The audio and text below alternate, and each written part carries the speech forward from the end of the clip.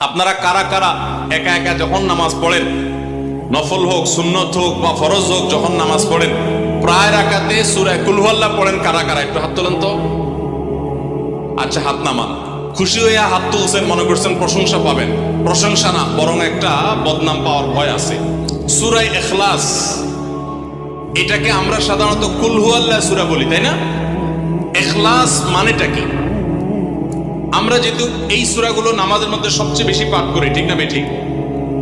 এই সূরাগুলো অর্থাৎ শেষের দিককার সূরাগুলো আমরা যেহেতু বেশি নামাজের মধ্যে পাঠ করি, এই সূরাগুলোর অর্থ যদি আমি জানি, ব্যাখ্যা যদি আমি জানি, তাহলে নামাজের মধ্যে মনোযোগ ধরে রাখা সহজ হবে। কারণ আপনি মুখে কি পড়তেছেন, আপনি যে অর্থ বুঝেন না, মন্ত্রের মতো পাঠ করতেছেন, যদিও না বুঝে পড়লেও আপনি সওয়াব পাবেন, কিন্তু না বুঝে পড়লে তো আর এই কোরআনে আল্লাহ কি বলেছে এটা আপনি জানতে পারবেন না।